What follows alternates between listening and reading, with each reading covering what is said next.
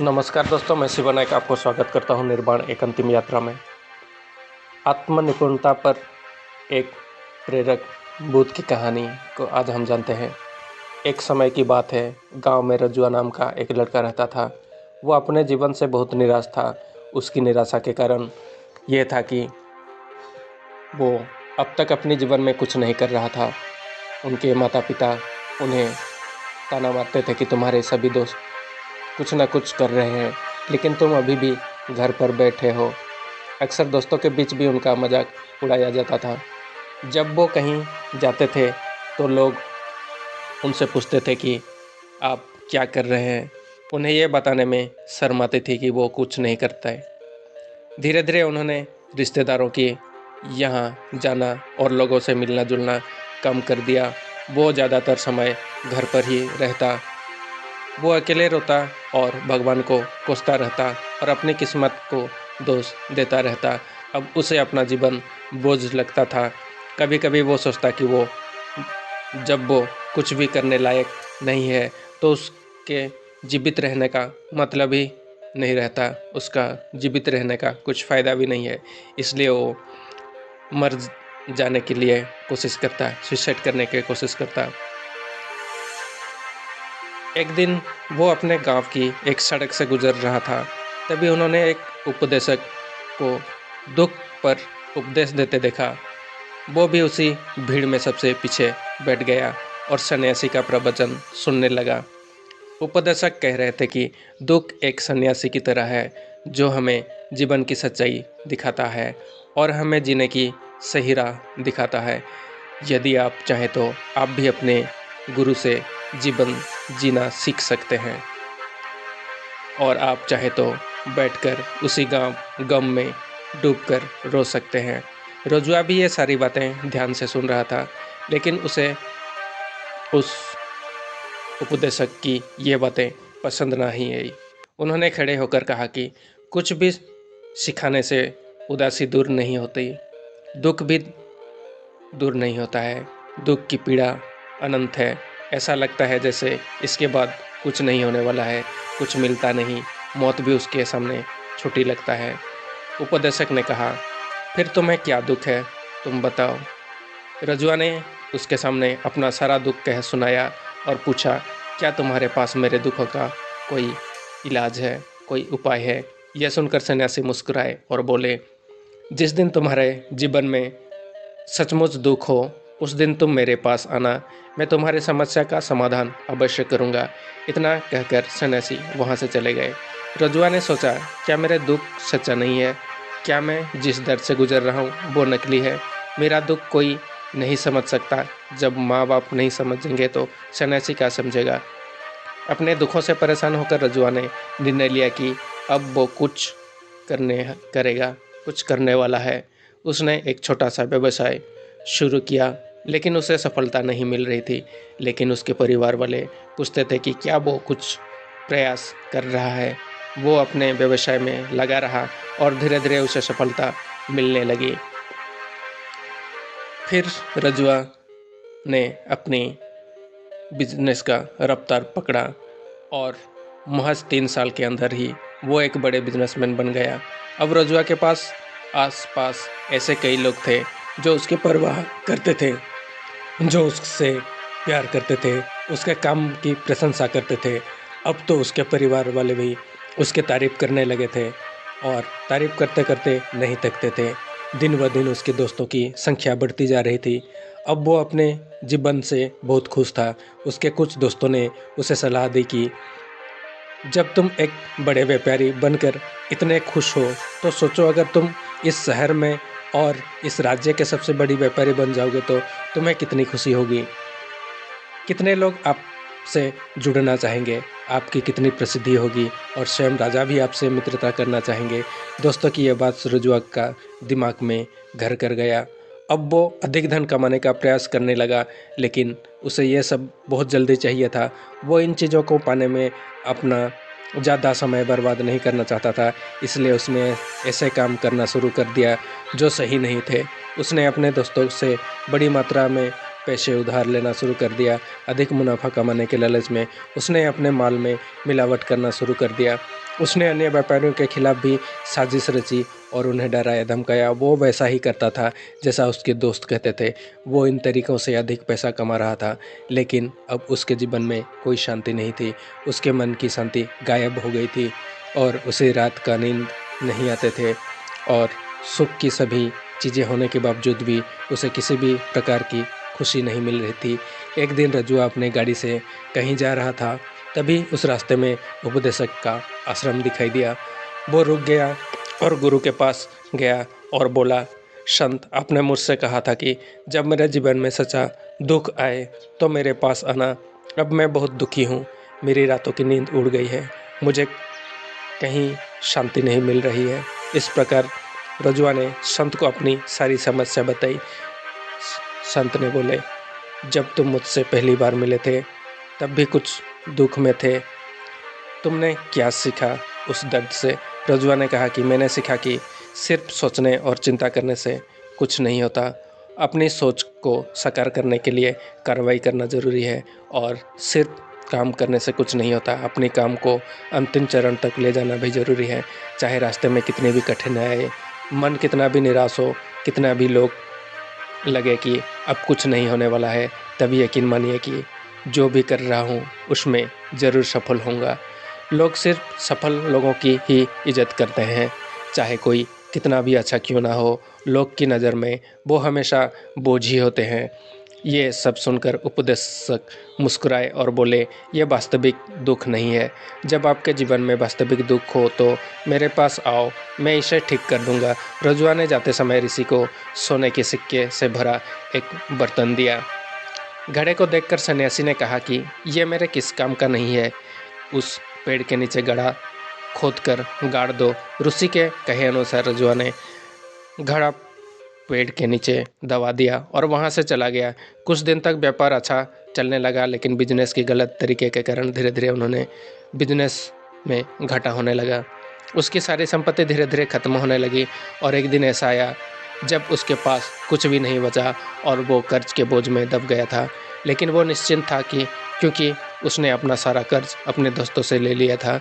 उसने सोचा था कि उसके दोस्त बुरे समय में उसका साथ देंगे, लेकिन ऐसा कुछ नहीं हुआ। बुरा वक्त आते ही दोस्तों ने सबसे पहले उससे उधार मांगने लगे। कर्ज न लौटाने पर उन्होंने उसे जान से मारने की धमकी दी, उनसे बुरा व्यवहार कहा, उनसे अनातनी हो गई। उसके सभी दोस्त और सभी शुभचिंतक और प्रियजनों ने उनसे मुंह मोड़ लिया था। उसके दोस्त जो उसके साथ मौज मस्ती करते थे अब उससे दूर भाग रहे हैं। उसके परिवार वाले उसके गलतियों और कमियों की गिनने लगे। उसकी सारी संपत्ति नीलाम हो गई और उसके पास कुछ भी नहीं बचा। रजुआ ने गहरी उदासी छा गई।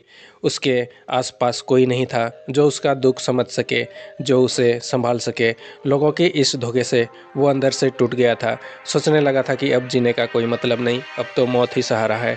अब आत्महत्या करने के लिए पहाड़ी पर गया। तब उसे याद आया कि सन्यासी ने उससे कहा था कि जब तुम्हारे जीवन में कोई वास्तविक दुख हो तो ही मेरे पास आना। रजुआ ऋषि के पास गया और अपनी सारी व्यथा बताई। आंखों में आंसू भरते हुए उसने कहा, ऋषि कृपया मेरी दुखों का निवारण करें। सन्यासी ने कहा कि जब तुम्हें जीवन में वास्तविक दुख हो तो भी मेरे पास आना, मैं उसे अवश्य ठीक कर दूंगा। रजुआ ने कहा कि इस समय मेरे जीवन में जो हो रहा है वो दुख नहीं है तो क्या है? आखिर वास्तविक दुख क्या है? ऋषि, सबसे पहले आप मुझे बताएं, आपने कष्ट से क्या सीखा? रजुआ को ऋषि ने पूछा। तो रजुआ ने कहा कि मैंने सीखा है कि जो लोग हमारी सफलता और प्रगति के कारण हमारे जीवन में आए हैं वो निश्चित रूप में हमें धोखा देंगे, क्योंकि वे बुरे समय में हमारे साथ नहीं खड़े होंगे। वो केवल हमारा फ़ायदा उठाने आते हैं और फ़ायदा उठाएंगे। अच्छे समय में और बुरे वक्त में हमारा साथ छोड़ देते हैं। भरोसा उन्हें लोगों पर करो जो हमारे बुरे वक्त में हमारा साथ देते हैं, लेकिन ऐसे लोग बहुत कम होते हैं। लेकिन जिनके पास होते हैं उन्हें उनकी कद्र नहीं करना चाहिए, कद्र करना चाहिए, उनका अपमान नहीं करना चाहिए। मैंने ये भी सीखा कि कभी भी किसी के खिलाफ साजिश नहीं करना चाहिए। अपना काम ईमानदारी और धैर्य के साथ करना चाहिए और कभी भी लालच नहीं करना चाहिए। अपने सारे दुख और अनुभव सुनाने के बाद रजुआ आंखों में आंसू लेकर ऋषि के सामने बैठ गया। कुछ देर बाद साधु उठे और पेड़ के नीचे गड्ढा खोदकर घड़ा निकाला और जो सोने के सिक्के से भरा हुआ था उसने उसे रजुआ को दे दिया और कहा कि जब तुम्हारे जीवन में वास्तविक दुख हो तो मेरे पास आना। रजुआ ने सन्यासी को धन्यवाद दिया और उन्हें प्रणाम किया और चला गया। उसने उन पैसों से एक छोटा सा व्यवसाय शुरू किया और वो खुश है। उसने लगन और ईमानदारी से व्यापार किया। जल्दी वो अपने शहर का एक बड़ा व्यापारी बन गया। उसका जीवन खुशियों से और सुविधाओं से भरा हो गया फिर से। लेकिन कोई कितना भी अच्छा क्यों ना हो और कितना भी अच्छा दान पुण्य करता हो, लोगों को मदद करता हो, लेकिन जीवन में दुख आता ही है। तो रजुआ के जीवन में भी फिर से दुख आया। अपने माता पिता के मृत्यु के रूप में उन दोनों की मृत्यु एक ही दिन हुई थी। रजुआ अपने माता पिता से बहुत प्यार करता था, इसलिए उनकी मृत्यु से उसे बहुत दुख हुआ। वो दोनों के शवों को लेकर शमशान ले गया, जहाँ उनके अंतिम संस्कार किया गया। वहाँ उसने अपने माता पिता का शव जलाते हुए देखा तो उसका मन बेचैन हो गया। उसके मन में कई प्रश्न उठने लगे। वो वापस घर आया और उसने अपने माता पिता के घर और संपत्ति की और देखा, जिसके लिए उसके पिता हमेशा लड़ते रहे। आज वो वीरान पड़ा है। जिनके देखभाल की, जिन्होंने इसके लिए संघर्ष किया, वे इस दुनिया से चले गए। उसके पिता ने जो भी कमाया वो सब यहीं छूट गया। एक दिन पहले तक उसके पिता अपनी संपत्ति के लिए किसी से भी लड़ा करते थे। आज वो खुद इस दुनिया से चले गए। ऐसे कई विचार का बवंडर उनके दिमाग में चलता रहा। वो अंदर से अकेला और डरा हुआ महसूस कर रहा था। उसे खालीपन महसूस हो रहा था। उसे लगा कि कुछ तो है जो वो समझ नहीं पा रहा है। इसलिए वो ऋषि के पास, उस संत के पास फिर से गया। उसे देखते ही संत ने कहा कि क्या जीवन में कोई दुख है? रजुआ ने कहा कि वैसे तो जीवन में कोई दुख नहीं है, सब खुश है, सब कुछ अच्छा चल रहा है, लेकिन आज मेरे माता पिता की मृत्यु हो गई है। मैं इस घटना से बेहद दुखी हूँ और परेशान हूँ। संत ने कहा, इसमें दुखी होने का क्या बात है? एक दिन सभी को, प्रियजनों को मरना है। मुझे, तुमको, यहाँ संसार में जितने लोग भी जन्म लें सबको मरना है। तो इसमें दुखी होने का कोई बात भी नहीं है। ना कोई कभी जीवित रहा है और ना कभी जीवित रहेगा। एक दिन तुम्हें भी मरना होगा। हो सकता है तुम कल ही मर जाओ या तुम आज भी मर जाओ। रजुआ ने कहा, आप क्या कह रहे हैं गुरुजी? मैं भी मर जाऊं, लेकिन मैं अभी जवान हूँ। गुरु ने कहा कि हर कोई इस भ्रम में जी रहा है कि मौत केवल दूसरों को आती है, बड़े लोगों को आती है, बुजुर्ग होने से आती है, लेकिन जवान बूढ़ा से पहले मर जाता है। बच्चे मर जाते हैं। मृत्यु किसी का उम्र कोई लेना देना नहीं है। ये सभी को प्रभावित करती है। संत के ये शब्द रजुआ के दिमाग में घुस गया और वो चुपचाप चला गया। लेकिन उसका मन अभी भी बेचैन था। वो कालीपन महसूस कर रहा था। वो सारा दिन अपने बारे में ही सोचता रहा कि वो कौन है, इस दुनिया में क्यों आया है, क्या जीवन का लक्ष्य सिर्फ अपनी ज़रूरतों को पूरा करना और उपभोग करना है और मर जाना है। ऐसे कई सवाल उसके मन में लगातार उठ रहे थे, लेकिन उसे अपनी किसी भी प्रश्न का उत्तर नहीं मिल पा रहा था और उसका दुख दिन ब दिन बढ़ती जा रहा था। तभी कुछ दिनों के बाद वो फिर उस संत के पास पहुंचा और बोला, गुरुजी, मैं बहुत दुखी हूँ, क्योंकि मैं नहीं जान पा रहा हूँ कि मैं कौन हूँ और मैं इस संसार में क्यों आया हूँ। यह सुनकर संत मुस्कुराए और बोले, आज तुम्हारे जीवन में पहली बार सच्चा दुख उत्पन्न हुआ है। यही तो वास्तव में असली दुख है। हम नहीं जानते कि हम कौन हैं और क्यों आए हैं, क्या करें, कैसे करें। रजुआ ने अपने गुरु से उसके दुख का निवारण करने को कहा। सन्यासी ने कहा कि हम सभी मनुष्य जीवन भर संग्रह करते रहते हैं। रजुआ ने कहा कि सभी मनुष्य जीवन भर धन, सम्मान, परिवार, प्रतिष्ठा, मित्र, शत्रु आदि का संग्रह करते करते रहते हैं। सन्यासी ने पूछा, क्या हम एकत्र किए गए कुछ में से कुछ ले सकते हैं? हमारे साथ बातें? रज्जुए ने कहा, नहीं गुरुजी, उनके साथ कुछ नहीं ले जा सकते हैं। मेरे माता पिता के साथ भी कुछ नहीं गया, सब यहीं के यहीं छोड़कर चले गए।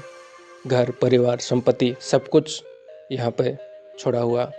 संत ने कहा, अब मेरी बात ध्यान से सुनो। इस संसार में हमें जो संग्रह करना चाहिए वो संग्रह नहीं करते। चीज़ों सामने आ जाती है लेकिन हम उन्हें देखने की कोशिश नहीं करते। इस दुनिया में हमें केवल अपने आप को इकट्ठा करना है, हमें खुद को इकट्ठा करना है ताकि हम एकजुट हो सकें, ताकि जब हम मरें और खुद को पहचानने में सक्षम हो सके तो हम अंदर से विभाजित हो जाएं। हम प्रेम, घृणा, क्रोध, ईर्ष्या, क्रूरता, धन, पद, प्रतिष्ठा, सम्मान, पहचान, धर्म, जाति, ऐसी सैकड़ों हजारों चीज़ें और इच्छाओं में विभाजित हैं। हम विभाजित हैं और टुकड़ों में जीवित जी रहे हैं। इस विभाजन के कारण हमारी चेतना कभी एक नहीं हो सकती। हमारी चेतना शक्ति बिखरी हुई है, इसलिए हमारे पास इतना समय नहीं है कि, इतना ऊर्जा नहीं है कि हम पलटकर अपने भीतर देख सके।